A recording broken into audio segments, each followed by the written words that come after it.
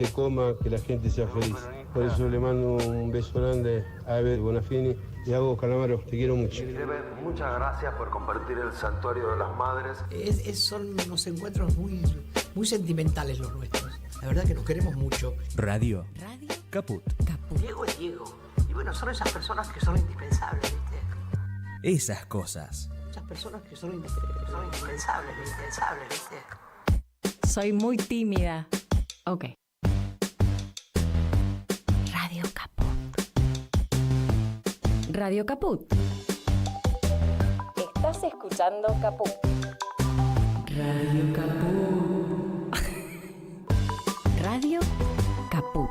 Te comunicas con nosotros al 11 65 16 44 46. Radio Caput. Radiocaput.com.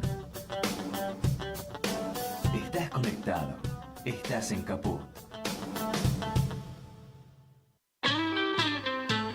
Javier Vicente es el Relatornauta.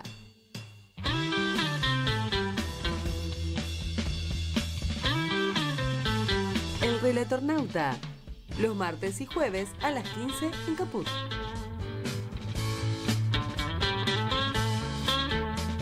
La tierra que te da la vida, da un tiempo para decidir, eligiendo inteligentemente, todo el mundo podrá ser feliz. Jugo de tomate frío, jugo de tomate frío, en las venas deberás tener. Si quieres ser un terrible vago, todo el día pasa arriba y a dormir, o elegiste ser un tipo capo, siempre serio y que da temor, deberás tener jugo de tomate frío, jugo de tomate frío, en las venas deberás tener. Muy buenas tardes a todos, a todas, a todes. La versión del éter del Relatornauta contraataca, en este caso en día jueves, el día después de una movilización que sin lugar a dudas ya está en la historia. El día después de una nueva movilización que revive al peronismo basado en los conceptos de siempre, donde la lealtad, sin lugar a dudas, es el mejor atributo de un movimiento que ya atraviesa la historia a través de los tiempos. Y ayer se manifestó una vez más ese pueblo peronista donde nació, en las calles. Porque el peronismo no nació en una elección, muchacho. La elección vino después. Fue Perón el que desde el balcón dijo, ahora vamos a las elecciones. Pero primero se manifestó en las calles. Y ayer el pueblo peronista volvió a manifestarse en las calles, en lealtad a su líder, esta líder de estos tiempos, que ya al mismo tiempo configura un nuevo Perón, con los mismos con atributos parecidos, sin dudas, desde lo político y desde el liderazgo, hasta con los errores que también tuvo el general, ¿por qué no?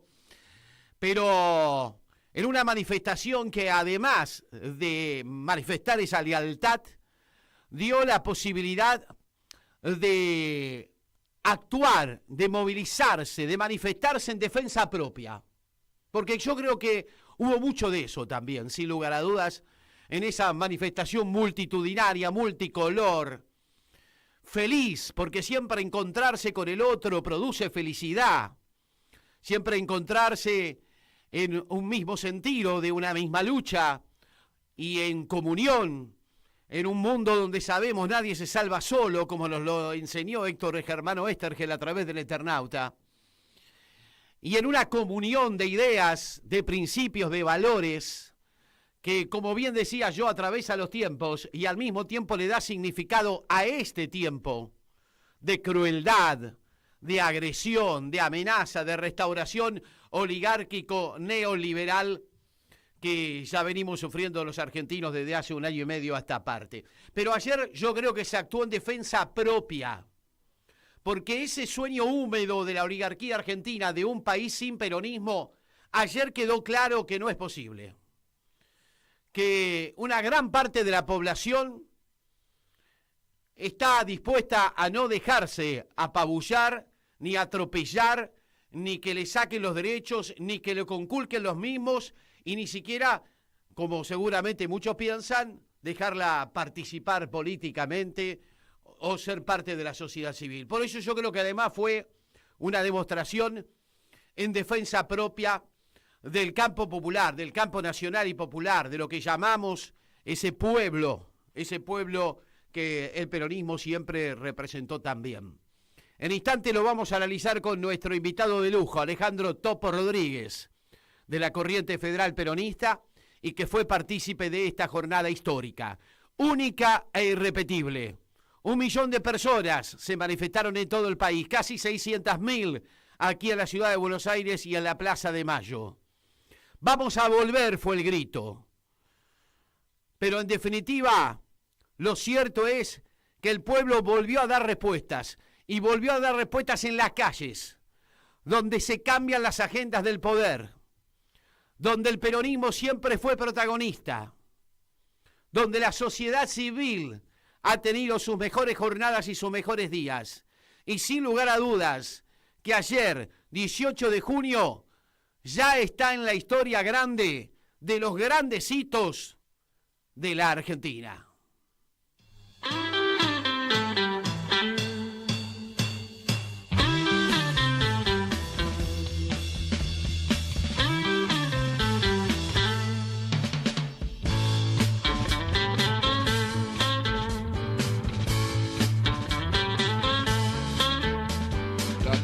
Que te da la vida, da un tiempo para decidir, eligiendo inteligentemente, todo el mundo podrá ser feliz. Jugo de tomate frío, jugo de tomate frío, en las venas deberás tener. Si quieres ser un terrible vago, todo el día pasa arriba y a dormir, o elegiste ser un tipo capo, siempre serio y que da temor, deberás tener jugo de tomate frío, jugo de tomate frío, en las venas deberás tener. Si quieres triunfar con las mujeres, tener muchas que lloren por vos, tendrás que ser muy poco inteligente, tener dinero y una buena voz, pero jugo de tomate frío, jugo de tomate frío, en las venas deberás tener.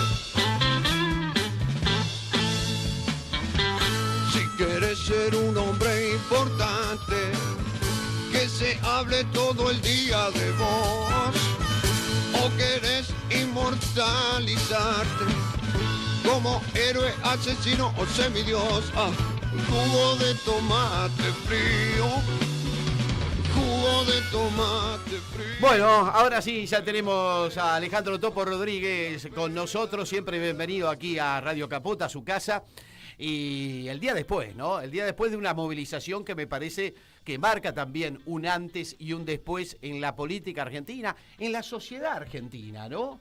Porque me parece que algunos se desayunaron con que, más allá de las diatribas periodísticas, hay un pueblo que tiene una referencia, tiene un liderazgo y está decidido a respetarlo y a manifestar lealtad por él. Y la verdad que eso es un dato de la política argentina que no es usual. No sé cómo lo interpretás, cómo lo analizás a este día después, Topo. Coincido con lo que estás planteando, Javier. Aquí hay una porción importante de la sociedad argentina, un porcentaje importante de la sociedad argentina, que estaba pidiendo participación, que estaba pidiendo un ámbito público de expresión libre. Algunos, por supuesto, como muchos de nosotros, encuadrados en organizaciones, en corrientes, pero muchas familias, jóvenes, jubilados, adultos, se expresaron libremente, sin necesariamente estar encuadrado en una organización, pero con una voluntad muy firme de reclamar, de hacerse oír, de hacerse visible, de poner un límite a la injusticia, a la arbitrariedad, y de llamar muy fuertemente la atención. Nosotros lo resumimos en una consigna, que es: con proscripción no hay democracia. Totalmente de acuerdo. Y me parece que la expresión de ayer en la Plaza de Mayo, pero también en muchos puntos del país, significó un límite para quienes creen que pueden hacer cualquier cosa. Yo decía en el comienzo del programa, en esa mini editorial con que comencé el programa, que me dio la sensación de que fue también una movilización de defensa propia. Vos sabés que hay un sueño húmedo de la oligarquía argentina de que es posible un país sin peronismo, ¿no? De que es posible una Argentina donde el peronismo sea borrado del mapa.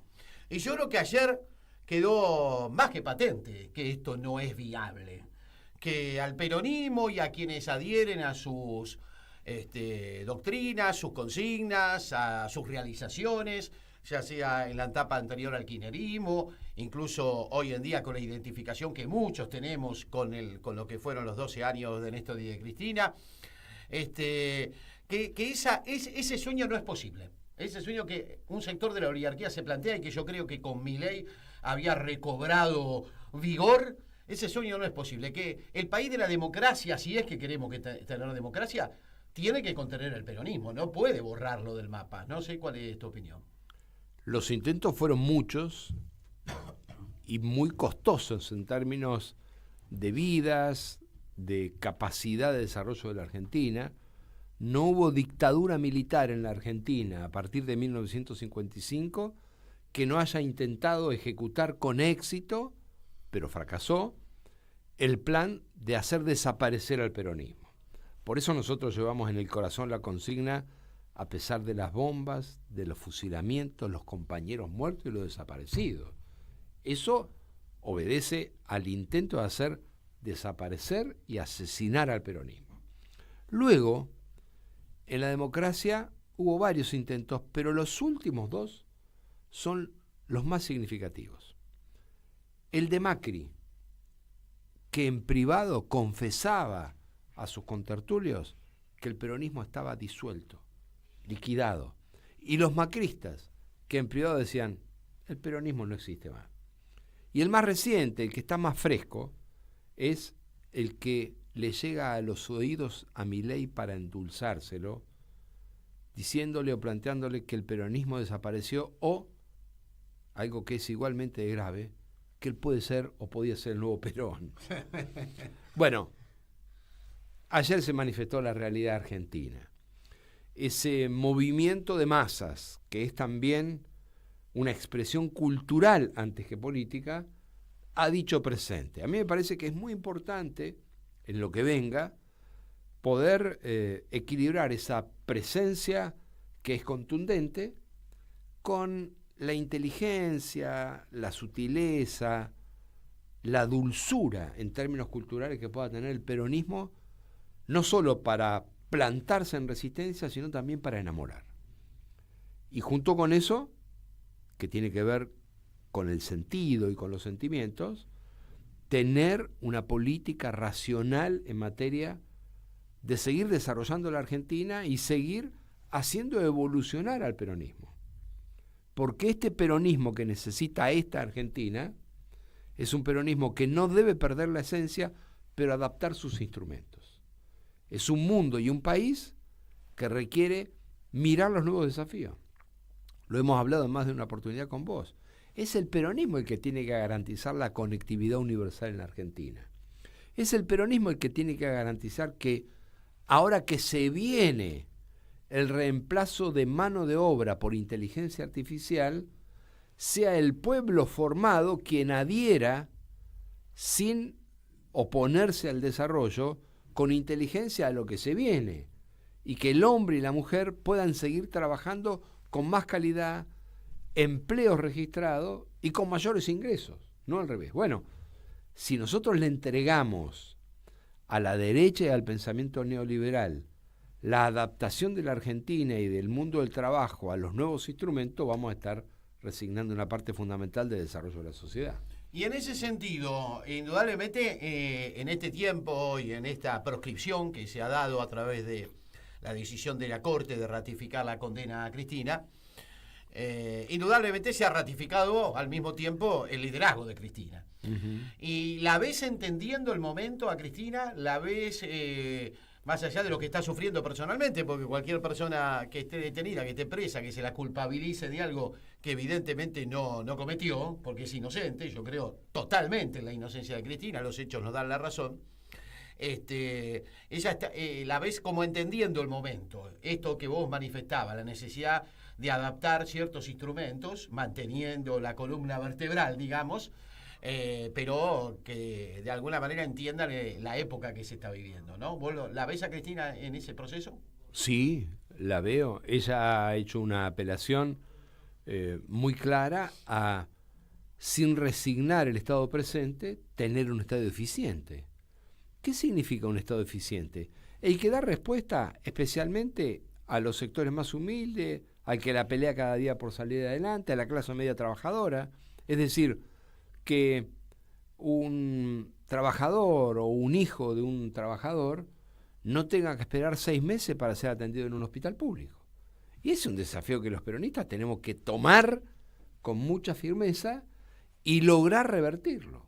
O que la educación pública sea cada vez de mayor calidad. O que tengamos la capacidad de poder adaptar las necesidades de nuestros trabajadores y de justicia social con la capacidad de las pymes de tomar cada vez más trabajo. Bueno, esos desafíos son los que se vienen para el peronismo en la etapa que se avecina. A mí me parece que Cristina ha venido pensando en esto, ha ido planteando o de algún modo ha ido provocando que nosotros pensemos en esas cosas. Vos estuviste la semana pasada en la reunión ampliada que se dio en el Partido Justicialista, representando junto a otros dirigentes a la corriente federal. Esto que pasó ayer, ¿ustedes ya lo estaban viendo? ¿Lo tuvieron en cuenta en ese debate que se dio allí? Donde hubo algunos protagonistas, como el caso de Sergio Massa, del propio Máximo, ¿no es cierto? ¿Vos crees que hubo un correlato entre lo que se charló en esa reunión y lo que pasó ayer? No. ¿No? No. Lo que pasó ayer no estaba en los planes de nadie. Ah, ¿vos crees que, no, que esto fue más de lo que se esperaba? Pero no, fue distinto, en el sentido de que no fue el resultado de una movilización partidaria. Lo máximo que nosotros pudimos pensar allí, al extremo que pudimos llegar, es que otras fuerzas políticas también adhiriesen a la convocatoria del peronismo. Pero ayer fue una respuesta social, no fue una respuesta partidaria. Coincido.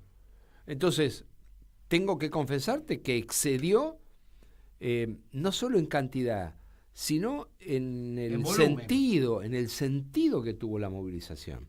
Allí discutimos, o en todo caso reflexionamos acerca de cómo las estructuras partidarias y eventualmente algunas estructuras sindicales podían alentar una manifestación o una movilización.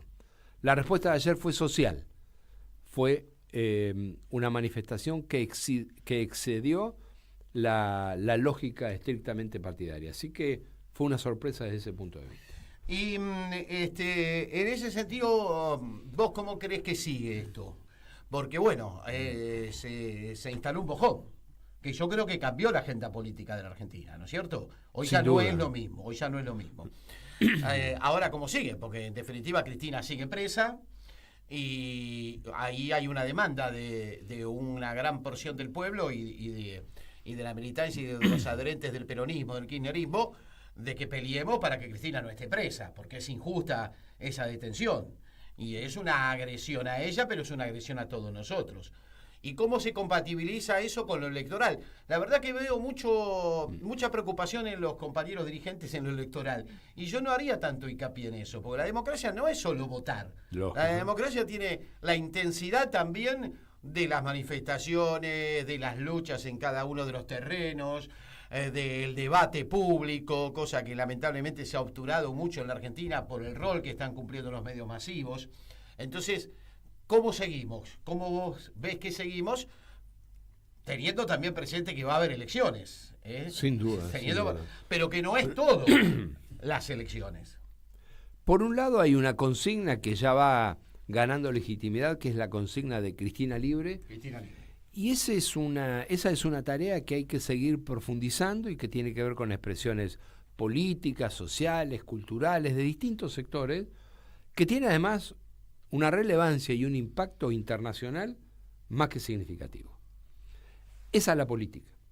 Por otro lado, hay una estrategia legal y jurídica que debe seguir siendo manejada por profesionales. Yo soy muy respetuoso de las opiniones de todos, pero cuando desde la política se empieza a querer o a pretender imponer consignas u objetivos o metas de carácter jurídico o legales, a veces, y si ustedes quieren me hago yo mismo la autocrítica, no sabemos bien lo que estamos diciendo. Entonces yo soy muy respetuoso y apelo a que seamos responsables respecto de la estrategia legal y jurídica. Y me guío por lo que el cuerpo profesional de abogados que asiste a Cristina va planteando y va comunicando. No es que no tengamos que estar informados. Lo que no tenemos es que pretender establecer las metas en materia jurídica y legal si no somos expertos.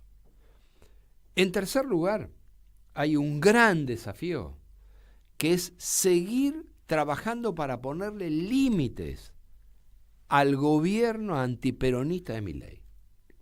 Y esa es una tarea que no le podemos endilgar o cargar sobre los hombros o sobrecargar a Cristina. Tenemos que hacerlo nosotros desde cada lugar. Los que tienen posiciones institucionales en el Congreso, en las gobernaciones, en las intendencias como concejales, y los que somos militantes simplemente desde la militancia y desde el trabajo social, político, técnico o profesional. Eso significa plantarse en el Congreso, plantear alternativas, criticar, informar, capacitar, hacer docencia. Necesitamos informarnos de lo que está pasando. Y en ese sentido hay un eje vertebral, que es vincular la condena y la situación de Cristina con la necesidad de este régimen de seguir sosteniendo un modelo económico regresivo. Aquí una cosa está asociada. Ella hizo hincapié en eso, pero en por el eso discurso. Es fundamental, porque la proscripción de Cristina y del peronismo está basada en la necesidad de este régimen político y económico ultralibertario de seguir profundizando un modelo económico que es regresivo, que destruye empleo registrado, que abre importaciones, que perjudica la producción nacional y que amplía cada día más el endeudamiento. Finalmente está la dimensión electoral que habrá que ir definiendo, en nuestro caso en la provincia de Buenos Aires, en dos tiempos, en la elección del 7 de septiembre y en la elección de octubre, que lamentablemente están separadas en el tiempo, ¿no es cierto? ¿Y vos crees que todos los compañeros advierten lo mismo que vos planteás? Porque ayer hubo muchas presencias incluso de sectores y de dirigentes que estaban distanciados en los últimos tiempos. Ahora también hubo grandes ausentes. La ausencia de la CGT fue notoria. Institucionalmente hubo gremios muy importantes que estuvieron presentes, pero la CGT institucionalmente se hizo medio la desentendida, ¿no? Nosotros somos una corriente peronista que estábamos alejados de la conducción partidaria. Y en las últimas semanas decidimos volver a trabajar orgánicamente al interior del Partido Justicialista y dar el debate desde adentro. Tendremos coincidencia y eventualmente alguna diferencia, pero las vamos a plantear ya no desde afuera, sino Desde adentro. adentro. Y ayer estuvimos convocando desde la corriente federal peronista. Es cierto, como organización, institucionalmente la CGT estuvo ausente y debo confesarte que no se notó. Para nada. No se notó. Esa es la realidad. Bueno, Topo, te queremos agradecer porque sabemos que tenés el tiempo acotado, pero queríamos contar con tu presencia. Nos parecía muy importante hoy tener tu mirada para los tiempos que vienen, para analizar lo que pasó ayer, que creo que todavía queda gustito de lo que ocurrió, porque fue una jornada histórica. Eso no lo puede obviar nadie. Fíjate lo que es la tapa de Clarín hoy. Cristina tuvo su marcha, pero no tuvo su 17. ¿Qué estaban esperando? ¿Que venga Farrell y la saque a Cristina de San José? Es insólito, ¿no? Pero tuvieron que reconocer la multitud que estuvo presente ayer, ¿no es cierto? Eso no lo pudieron obviar. Yo te agradezco mucho. Quiero contarte finalmente que seguimos trabajando con la corriente federal peronista en toda la provincia de Buenos Aires, en las 8 secciones electorales, y en la mayoría de los municipios. En el caso de Esteban Echeverría hay un gran trabajo de nuestro equipo, encabezado por Walter Ciula, que es nuestro referente y conductor de la corriente federal peronista allí, y también del Instituto Consenso Federal en Esteban Echeverría, porque el compromiso de él es trabajar las propuestas para su municipio y también la adhesión a un proyecto nacional y provincial, que es lo que estamos construyendo. ¿Ganamos en octubre? ¿Qué decimos? En septiembre primero, ¿no? Creo que el peronismo en la provincia de Buenos Aires tiene una gran dificultad desde 2023, en que en la elección provincial a gobernador, la suma del PRO y la Libertad Avanza fue de 51%, sí, y el peronismo obtuvo el 45%. Por eso no es fácil, y lo hemos venido hablando hace mucho tiempo. En ese sentido, la garantía del triunfo está basada en la unidad. Y si no se logra un triunfo, por lo menos que sea un resultado muy consistente, porque esa tiene que ser la base para sí disputar el poder nacional en 2027. Gracias, Topo. Gracias. En cualquier momento. Gracias, muy buenas Gracias tardes. Aquí al compañero que te acompañó hoy. A Walter Ciula. A Walter Ciula, que está haciendo un gran trabajo ahí en Esteban Echeverría. Perfecto, un gran trabajo. Así que, bueno, que siga así. Bueno, muchas gracias. Hasta la próxima. Gracias. Alejandro Topo Rodríguez, de la Corriente Federal Peronista, pasó por aquí, por el Relator Nauta Contraataca en Radio Caput. Ahora, homenaje a Manuel Belgrano. Mañana es el Día de la Bandera, en homenaje, por supuesto, al gran general Manuel Belgrano. Juan Manuel iba a decir. Juan Manuel de Rosas. Este tema de Bruno Arias es para dedicárselo, por supuesto, a Belgrano y a lo que va a ser mañana el recuerdo del feriado en el Día de la Bandera.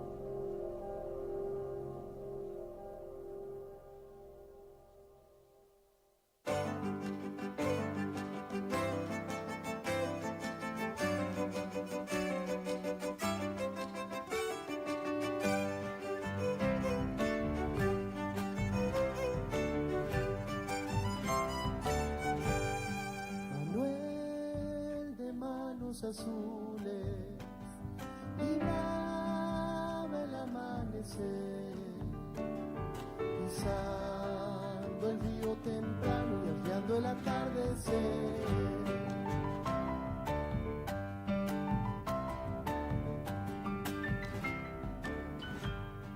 Levantando la bandera a orillas del Paraná, se vio flamear en el viento un grito de libertad.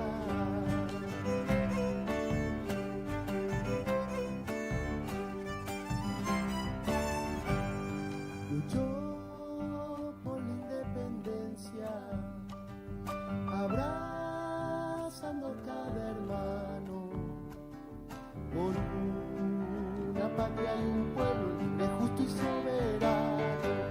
Un paisano izaba el río y el río izaba las manos honradas de un hombre simple, libertador de los pueblos, mi nombre Manuel Belgrano.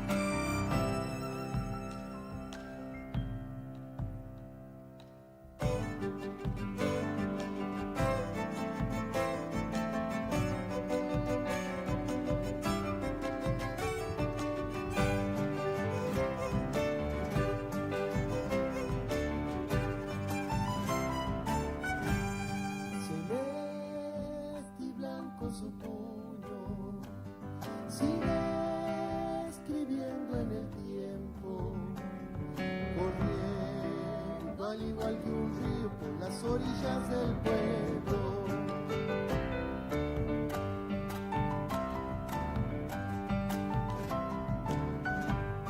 Jamás seremos esclavos que alaben otras auroras.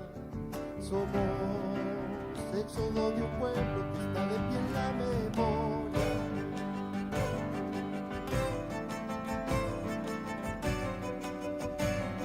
Muy lindo esto de Bruno Arias, en nombre de Manuel Belgrano. Y bueno, sin duda que es interesante también tener el aporte de los intelectuales a esta hora, el día después de la masiva convocatoria a Plaza de Mayo. Por eso lo hemos convocado al sociólogo y antropólogo Pablo Semán, que ya está comunicado con nosotros. ¿Qué tal, Pablo? Soy Javier Vicente, aquí en Radio Caput. ¿Cómo estás? Muy buenas tardes. Hola, ¿cómo te va? Buenas tardes. Me reconozco más como sociólogo o antropólogo que como intelectual, que es una definición siempre polémica. Intelectuales son todos, qué sé yo, o sea, pero realmente digo. Sí. Bueno, pero uno puede... Y además intelectual no es sinónimo de inteligente, ¿no? No, por supuesto. Pero intelectual tiene todo el mundo. Es que necesitamos también de los intelectuales. Si no existiesen, estaríamos en un vacío existencial pero que ni te cuento. En ese caso, a ver, tomame como sociólogo, qué sé yo, como intelectual, buscar, no sé, alguno que se reconozca en ese término. Yo creo que es un término muy polémico y muy confuso al mismo tiempo. Es cierto. Pero bueno, tomándote como sociólogo, yo que también provengo de las ciencias sociales, soy licenciado en comunicación, los sociólogos ustedes analizan, podemos decir, los hechos una vez ocurridos los mismos, ¿no es cierto? Y se les permite... Más o menos mientras ocurren. Claro, o también mientras ocurren. Y están ocurriendo en este momento hechos en la Argentina muy significativos desde el punto de vista político y social, y yo creo que la manifestación de ayer es indudablemente una manifestación muy multitudinaria e histórica y digna de analizar. No sé cómo la ves, Pablo. Sí, a ver, yo creo que es importante dentro de la historia actual del peronismo, ¿no? En tamaño en sí misma, qué sé yo, a ver, mira,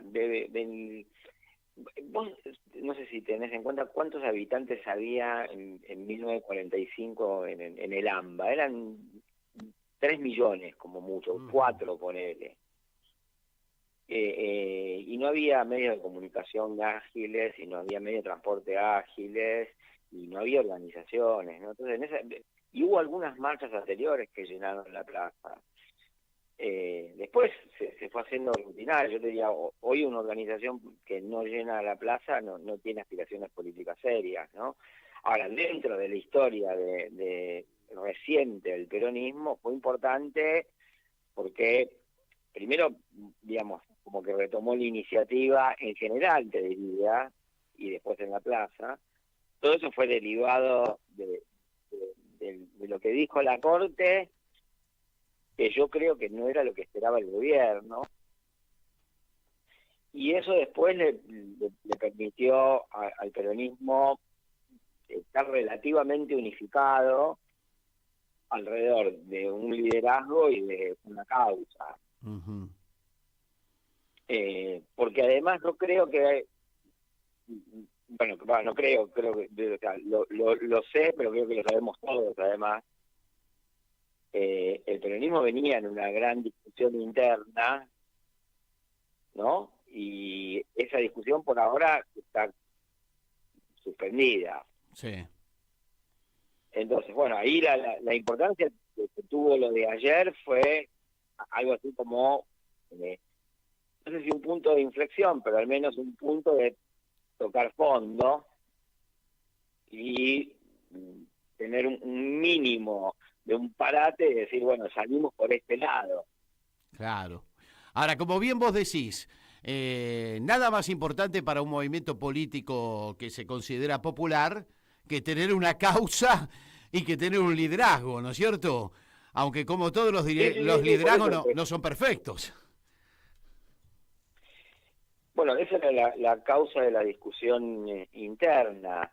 O sea que, a ver, también hay que, yo ahí tengo como una gran duda, en general, todas las fuerzas políticas, no solamente el peronismo, en los últimos años han padecido de una especie de espejismo, porque las fuerzas políticas tienen tanta capacidad de movilización que confunden lo que mueven con su representatividad en la sociedad, ¿no? Entonces, en general les pasa que mueven mucho y después van a las elecciones y no les va tan bien, o no sé, la gente no vota. Entonces yo no sé cuánto esto transformó la situación electoral del peronismo, ¿no? No me queda claro. Ahora, también sé que un hecho de este tipo es necesario para que una fuerza política salga de un proceso casi de guerra interna, ¿no? Claro. Yo decía en el comienzo del programa que para mí fue también un acto en defensa propia, ¿no? Hay como un sueño húmedo. Sí. Hay como un sueño húmedo de la oligarquía argentina de que es viable un país sin peronismo. Y me parece que ayer hubo una respuesta, más allá de si esto se traduce o no en el electoral, pero que hay un 30, un 40% de la sociedad que se referencia con una cultura, con un movimiento, con una doctrina que no puede ser obviado, que no puede ser barrido. Un 40% de la sociedad, o probablemente más, que se opone a Milei y que padece a Milei, y que entre las fuerzas políticas que disputan la representación del 43%, centralmente está el peronismo, y que el peronismo, en medio de lo que venía, no podía aspirar a representar eso, ¿no? Sin unidad interna, sin referentes claros, realmente se le hacía muy difícil representar ese 43%, que en todo caso 44, perdón, o 45, no importa, pero esa proporción electoral que es importantísima y que en todo caso más adelante puede crecer, porque creo que la presunción de todo el mundo es que el programa económico del gobierno mínimo va a tener una especie de reajuste que no le va a causar mucha popularidad. Claro. Mínimo, ¿no? Claro. Ahora, después, yo te digo, de ahí a que esto que le pasó al peronismo le ayude a configurar una alternativa ganadora, y bueno, falta mucho tiempo. Lo que pasa es que la dimensión de la democracia no es solo electoral. Y creo que en ese sentido en la Argentina tenemos sobradas muestras, ¿no? De que muchas veces, después del 2001, ganó López Murphy, con el 20 y pico de % de los votos. En realidad ganó Menem con el 22, López Murphy salió segundo. Pero la Argentina era otra. Bueno, pero eso sí te demuestra que pero eso sí te demuestra una cosa, que es que electoralmente, incluso en su peor momento, el punto de vista neoliberal tampoco se había ido. Tenés razón en esa cuenta, O sea, cuando Menem gana la primera vuelta, está bien, con poquísimo, pero la gana, también estaban los votos de López Murphy y había varios políticos que en ese momento no eran tan anti-menemistas como lo fueron después. Claro. Rodríguez Sá no era tan claro, a pesar de que él era el que había declarado el default. En ese momento Néstor Kirchner estaba asesorado por Cavallo. Mucha gente no le tenía confianza a Néstor Kirchner. Y yo particularmente voté a Néstor Kirchner con los ojos cerrados. Pero no era la situación de todo el mundo. Pero la sociedad, después del estallido, era otra, no era viable otro programa de ajuste como en los 90. No era viable otra sociedad, pero creo que hay que tener en cuenta que el año 2002 y el año 2003 fueron de mucha disputa, tanto que Duhalde afrontó muchos cuestionamientos a su propio plan, que fue el que inició la salida de la crisis, y después Néstor Kirchner durante todo 2003 también tuvo que afrontar, primero que fue construyendo su programa, pero además tuvo que afrontar muchísimas críticas, ¿no? Y en ese momento no estaba, digamos, garantizado siquiera que él terminase su mandato.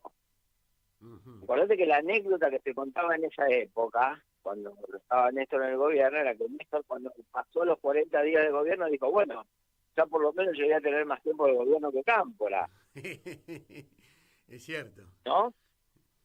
O sea que esa situación política que se fue, ahora nosotros la vemos, bueno, sí, claro que pasó en 2003. Bueno, en realidad fueron, no sé, 700 o 1000 días de batalla continua. Así es. ¿Y cómo la ves a Cristina conduciendo este proceso tras la decisión de la Corte de confirmar la condena? ¿Cómo estás viendo los movimientos que ha hecho Cristina? Primero, yo creo que llamaría la atención es que todo el proceso de confirmación de la condena reveló muchísima parcialidad, sobre todo, o finalmente, no sobre todo, sino finalmente en la ejecución de los detalles, donde se le pusieron condiciones que no le ponen a nadie, ¿no? Y eso creo que configura como una victimización o un calvario, digamos, que Cristina puede utilizar para la construcción de su propia figura. Claro. En ese sentido, además, porque como vos decís, el peronismo reaccionó en defensa propia, y yo te diría en dos sentidos eso, ¿no? Por un lado, la defensa de su espacio electoral, y por el otro lado, la defensa de uno de sus dirigentes principales, pero también la defensa de los propios dirigentes que ven que si van por la cabeza de uno, pueden ir por la cabeza de todos. Claro. Entonces, en ese contexto, a Cristina yo creo que le resultó más fácil unificar por ahora el conjunto del peronismo. Ahora, yo no doy por suspendidos los debates definitivamente, porque hay que ver qué es lo que está pasando en las provincias, que es una parte importante del peronismo. Además, hay una cuestión que es importante electoralmente en la Argentina, que es que la población de las provincias relativamente a otras épocas va creciendo, ¿no? Entonces tenés muchos votos por ganar o muchos votos para decidir elecciones en provincias. Y la situación del peronismo en las provincias no es floreciente. Y después tenés, bueno, la situación de la provincia de Buenos Aires, donde yo te digo que se mezclan elementos contradictorios. Porque por un lado, la crisis económica, sobre todo la del consumo y eventualmente la del empleo, fortalecen el voto opositor. Y este evento ratificó el liderazgo opositor de Cristina. Claro. Por el otro lado, yo lo que tengo por mi propio trabajo de campo es que en los sectores populares el voto todavía está muy dividido y que por ejemplo, en la tercera sección electoral, no solamente lo digo yo que tengo datos cualitativos, sino encuestadores que tienen datos cuantitativos, te dicen, bueno, no es seguro que gane la tercera sección electoral el peronismo. Y eso sería algo bastante complicado para el peronismo porque nunca no ganó la tercera sección electoral. Entonces, veo que se unificó el liderazgo. Todavía no sé qué va a pasar con el panorama electoral de aquí en adelante, porque en las provincias está claro, y en la provincia de Buenos Aires está muy disputado. Claro, claro. Ahora... Y de nuevo te vuelvo sobre, perdóname, Sí. de nuevo te vuelvo sobre este fenómeno de militantes, dirigentes y periodistas que se compran una imagen, una tendencia, una hipótesis. Pocas personas podían avisar o decir que Santoro no ganaba la elección de la capital. Todo el mundo daba por hecho que Adorni no ganaba y ganaba Santoro. Después podemos decir que ganó por poco, bueno, todo lo que vos quieras, pero la verdad es que hace, no sé, era hace un mes más o menos, poco más de un mes, la capital la ganaba Santoro, ¿no? Entonces, a mí me parece que para hacer estos análisis hay que tener muy en cuenta que en Argentina somos muchos millones, no algunos millones. Sí, claro. Con el peronismo al mismo tiempo nació el antiperonismo. Eso queda más que claro. Ahora vos decías, el gobierno no quería... Sí, perdóname, y ahí hay un punto central, ¿no? El peronismo, a ver, ¿viste? El largo plazo te ayuda a ver las cosas. Que es que el peronismo fue mayoritario históricamente, sobre todo durante, digamos, el periodo que llega específicamente hasta el 83. En el medio hubo proscripciones, golpes militares, clausura de los procesos electorales, etcétera, y después perdió una elección con Alfonsín. Claro. Sí, bueno, está bien, pero vuelve a una normalidad. Bueno, después Menem perdió con De la Rúa, Así es. ¿no? Y en el medio el Menem hizo una reforma electoral en la presunción de que el peronismo ya no era más mayoritario electoralmente. Y después, en los últimos 25 años, hubo un solo caso donde el peronismo gana la elección con más del 50%, que es el 2011. Después, no sé, por ejemplo, Cristina gana la elección de 2007 abajo del 50%, Alberto Fernández la gana también abajo del 50%. Entonces, lo que vos vas teniendo es que el antiperonismo también tiene un carácter, no dice estructuralmente mayoritario, pero puede ganar con más del 50% con candidatos desde sorpresa como Milei hasta candidatos totalmente desabridos como De la Rúa. Claro. ¿No? Ahora, vos Entonces, decías... la disputa electoral en Argentina entre peronismo y antiperonismo se equilibró mucho. Sí, totalmente. Ahora, vos decías, al gobierno no le convenía este escenario. Perdón, ganó Macri también las elecciones, me había olvidado. Es cierto. Ganó ahí nomás, por 1,5 punto o 2, pero ganó. Bueno, pero eso no, justamente lo que te muestra es que ya el peronismo no es una mayoría automática ni natural. No, y además por eso el peronismo siempre tiene que construir una alianza donde pueda meter dentro de su mayoría grupos no peronistas, digamos. No, y además viene de una frustración importante como fueron los 4 años de gobierno de Alberto Fernández, que son un lastre, nos guste o no nos guste. Hay que tratar también de sobrellevar eso. Vos decías, este escenario no le conviene al gobierno o el gobierno no lo quería, pero bueno, lo tiene ahí, sobre la mesa. Sí, yo creo que el gobierno ahí... Sí, te escucho, perdóname. No, decía, hace 10 días atrás, Cristina era una candidata de la tercera sección electoral y, como bien vos decís, hasta con posibilidades de ganarle. Hoy el escenario es otro. Hoy Cristina ya es un liderazgo nacional otra vez, el peronismo se reformula, se une con distintos sectores que estaban distanciados, o sea, el gobierno tiene poco para festejar, me parece, en este sentido, ¿no? Yo vi que los primeros días el gobierno se puso en la situación de que trataba de ganar con cualquier opción que tomara la Corte. Y me parece que una vez que la Corte tomó la opción que tomó, el gobierno dijo: nosotros vamos a aprovechar para radicalizar nuestra política, digamos, más represiva. Yo no descuidaría eso, no porque me parezca bien, pero me parece que el gobierno tiene una apuesta de radicalización que es un peligro para la sociedad argentina antes que para el gobierno. Y justamente a mí me parece que, digamos, entre el gobierno y la oposición, el gobierno y el peronismo, hicieron un movimiento para no confrontar en los peores de los términos. Porque la decisión de confirmar la domiciliaria de Cristina antes de la movilización hizo que la movilización estuviese menos trabajada, claro, por actos de violencia, con una policía que está totalmente fuera de cauce y a la que Patricia Bullrich la había habilitado para hacer cualquier cosa, y de hecho hicieron cualquier cosa. ¿No? Cualquier cosa, quiero decir, prácticas bastante reñidas, si no directamente reñidas con la Constitución. Porque estuvieron inmediatamente habilitados a hacer detenciones sin orden judicial, requisitos sin orden judicial, y eso se lo tomaron muy en serio y lo hicieron en la previa de la manifestación.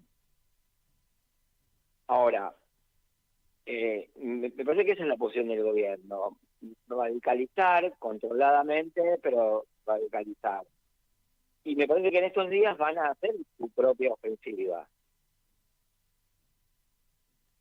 Porque no es un gobierno que se quede quieto, ¿no? O sea, yo me imagino que van a intentar hacer todas las reformas que están planeadas en las facultades delegadas, para aprovechar ese margen que les crean las facultades delegadas que se van terminando, que no se renuevan. Bueno, entonces ahí vas a tener un nuevo escenario de confrontación. Exacto. Hay que ver cuál va a ser la respuesta también del peronismo hoy en día, ¿no es cierto? Bien, vos decías ayer, sí. Ayer se bajó la espuma y por suerte tuvimos una movilización tranquila, pacífica. Si la cosa hubiese ido a Comodoro Pi, tal vez hubiese sido otro el clima, ¿no? Pacífica dentro de cierto límite, ¿no? Porque no por corregirte a vos, sino para dar cuenta de algo que pasó, que es que el gobierno, o mejor dicho, la policía, y sobre todo... Sí, fue muy grosero en todo lo que hicieron. Claro, ¿no? Se cumplieron el reglamento, y el nuevo reglamento, o en todo caso lo que se dio a conocer del reglamento, lo cumplieron a rajatabla. Entonces, pararon ómnibus, le pidieron documentos a la gente, hubo detenciones sin orden judicial, no es que pudieran hacerlas, sino que las hicieron. Hubo 2 militantes de Argentina Humana que estuvieron detenidos, al menos eso es lo que yo sé por haber leído alguna cosa. Claro. No sé si no hubo más. Entonces, a mí me parece que esto le exige al peronismo mantenerse alerta, tener una capacidad de respuesta más elaborada siempre, y saber que el gobierno tiene una propuesta represiva y una propuesta de confrontación. Bueno, Pablo, te agradecemos mucho por la charla, la seguimos en cualquier momento, ha sido muy fructífera. Bueno, muchísimas gracias, nos hablamos en cualquier momento. Gracias a vos. Pablo Semán, para ir cerrando entonces nuestro programa de hoy, porque ya se viene el gran Horacio del Prado, con invitados de ocasión. Nosotros la seguimos el martes. Que tengan un buen fin de semana largo. Mañana arranca el feriado del Día de la Bandera. Nos reencontramos el martes con esa sensación que nos produjo el día después de la enorme movilización. Nos vamos con Cristina Libre, Martín. La consigna de la hora. La consigna de un pueblo movilizado que reconoce la lealtad a su líder y que la va a acompañar hasta el final. Nos vamos, la seguimos el martes. todo el mundo podrá ser feliz. Jugo de tomate frío, jugo de tomate frío, en las venas deberás tener. Si quieres ser un terrible vago, todo el día panza arriba y a dormir, o elegiste ser un tipo capo, siempre serio y que da temor, deberás tener jugo de tomate frío, jugo de tomate frío, en las venas deberás tener. Si quieres triunfar con las mujeres, tener muchas que lloren por vos, tendrás que ser muy poco inteligente, tener dinero y una buena voz, pero jugo de tomate frío, jugo de tomate frío, en las venas deberás tener. Si quieres ser un hombre importante, que se hable todo el día de vos, o querés inmortalizarte como héroe, asesino o semidios, jugo de tomate frío, jugo de tomate frío, en las venas deberás tener.